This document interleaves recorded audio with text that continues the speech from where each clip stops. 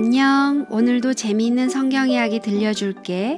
4권 3편 8째 이야기, 성전을 받침.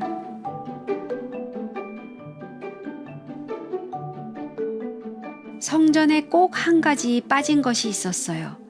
금촛대도 제자리에 있고 금떡상과 분향단과 아름다운 휘장, 그리고 정금으로 만든 두 그룹도 있었는데 바로 법궤가 보이지 않았어요. 그것은 기럇 여아림에서 예루살렘으로 돌아온 후 지금까지 다윗이 궤를 모시기 위하여 특별히 만든 장막에 있었어요. 그러나 이제는 법궤가 새 성전으로 옮겨질 때가 되었어요. 다윗과 솔로몬과 온 이스라엘 백성의 수건이었던 새 성전이 마무리되어 아름다운 모습을 드러낸 거예요. 성전에서의 할 일이 빈틈없이 맞춰지자 솔로몬은 여호와의 언약궤를 다윗성 곧 시온에서 메어 올리고자 하여 이스라엘 장로들과 모든 지파의 두목 곧 이스라엘 자손들의 족장들을 다 예루살렘으로 소집했어요. 언약궤를 옮기는 것은 이스라엘 모든 백성들에게 가장 신성하고 장대한 행사였어요. 이 예식에 참여하고자 나라 방방곡곡에서 어른 아이 할 것 없이 예루살렘으로 모여들기 시작했어요. 그 행렬은 얼마나 장엄했는지 몰라요. 이제는 아름다운 새 성전의 지성소에서 영원히 보관될 하나님의 귀한 법궤를 레위인들이 메고 오는 것을 보고 사람들의 마음은 기쁨으로 충만했어요. 법궤의 나이도 이제 거의 500년이 가까워 와요. 법궤가 화려하게 단장된 새 성전으로 들어가는 것을 본 많은 사람들은 그들의 옛 조상들을 생각하면서 감격스러워했어요. 이젠 더 이상 이 법궤를 옮기지 않아도 될 거예요. 그와 동시에 제사장들과 레위인들은 낡은 성막 안에 있던 모든 거룩한 기구들을 가져다가 새 성전에 소중히 보관했어요. 제사장들이 여호와의 언약궤를 제자리, 곧 그룹들의 날개 아래로 메어드렸어요. 그런데 그 궤는 얼마나 작아 보였는지 몰라요. 왜냐하면 지성소의 크기는 가로 세로가 약 10m였고 각 그룹의 날개 끝에서 다른 날개 끝까지가 약 5m였는데 법궤의 크기는 겨우 길이 140여 센티미터, 넓이 80cm일 뿐이었어요. 그러나 비록 법궤가 그렇게 작고 또 그 속에 호렙산에서 모세가 받은 두 돌비 외엔 아무것도 들어있지 않았지만 그것은 성전 안에 있는 무엇보다도 가장 중요하고 귀한 것이었어요.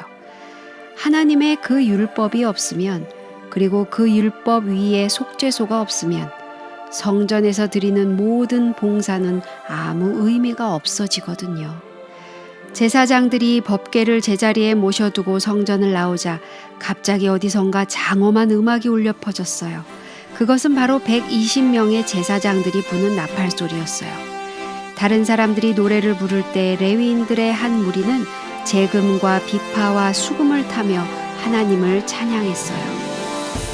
한번 상상해 보세요. 감격과 기쁨에 넘쳐서 온 마음을 다해 하나님을 찬양하는 모습은 그야말로 장관이었어요. 나팔 부는 자와 노래하는 자가 일제히 소리를 발하여 여호와를 찬송하며 감사하는데 나팔 불고 재금치고 모든 악기를 울리며 소리를 높여 여호와를 찬송하여 가로되 선하시도다 그 자비하심이 영원히 있도다 하매 그때 여호와의 전에 구름이 가득한지라.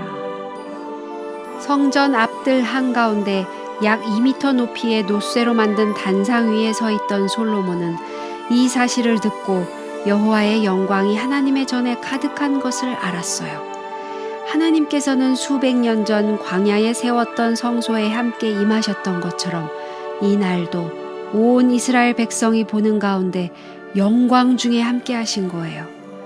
하나님께서 성전을 기쁘게 받으셨다는 표를 보고 솔로몬의 마음은 너무나 감격스러워서 하늘을 향하여 손을 폈어요. 주위에 모여있는 수많은 백성들 앞에서 그는 너무도 아름다운 헌신의 기도를 드렸어요. 이스라엘 하나님 여호와여, 온 천하에 주와 같은 신이 없나이다. 주께서는 온 마음으로 주의 앞에서 행하는 종들에게 언약을 지키시고 은혜를 베푸시나이다. 하나님이 참으로 땅에 거하시리이까. 하늘과 하늘들의 하늘이라도 주를 용납지 못하겠거든. 하물며 내가 건축한 이 전이오리이까.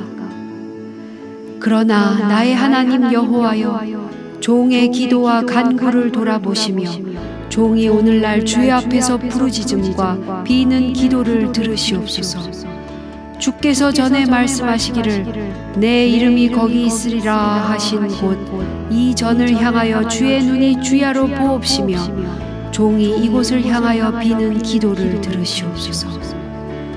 종과 주의 백성 이스라엘이 이곳을 향하여 기도할 때에는 주는 그 간구함을 들으시되 주의 계신 곳 하늘에서 들으시고 들으시사 사하여 주옵소서.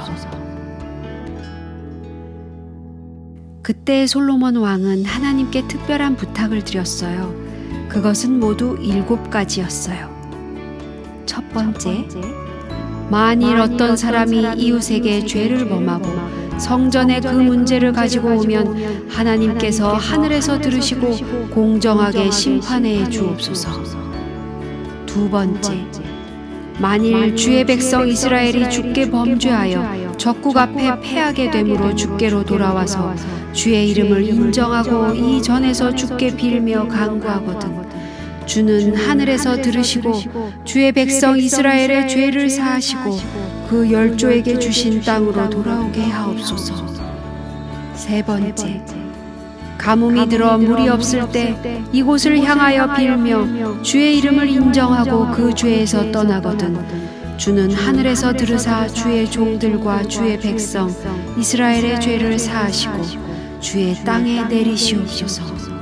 네 번째, 만일 이 땅에 기근이나 전염병이 있거나 깐부기가 나거나 메뚜기나 황충이 나거나 무슨 재앙이나 무슨 질병이 있든지 물어나고 한 사람이나 혹 주의 온 백성 이스라엘이 다 각각 자기의 마음의 재앙을 깨닫고 이 전을 향하여 손을 펴고 무슨 기도나 무슨 간구를 하거든 주는 계신 곳 하늘에서 들으시고 사유하소서.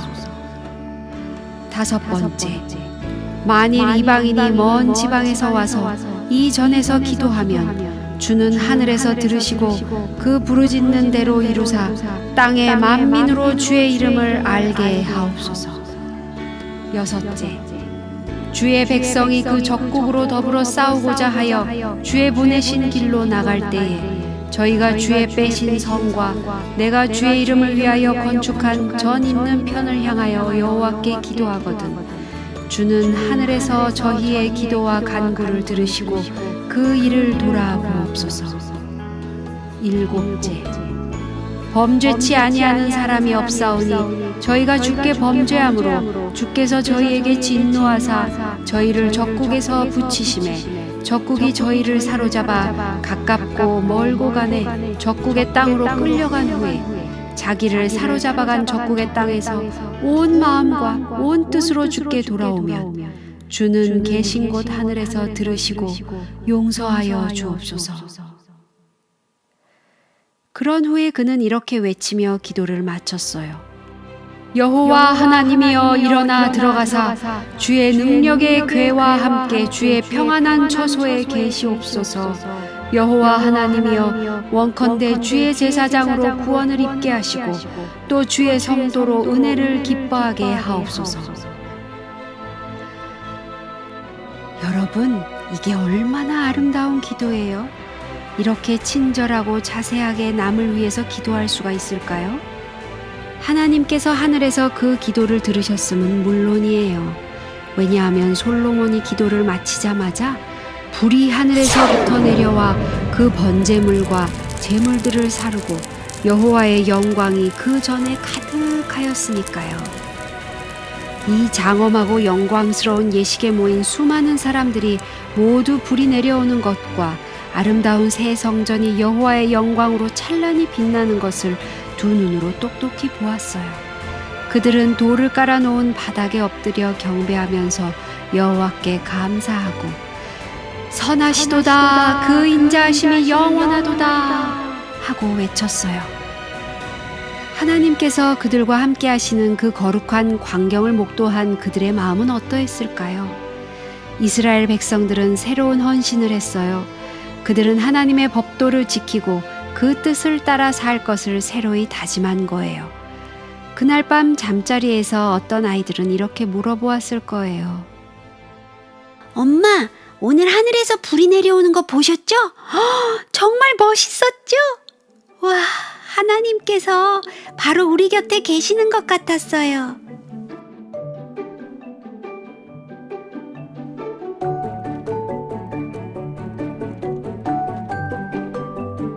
오늘 이야기는 여기까지야. 다음에 또 재미있는 성경 이야기 들려줄게. 안녕.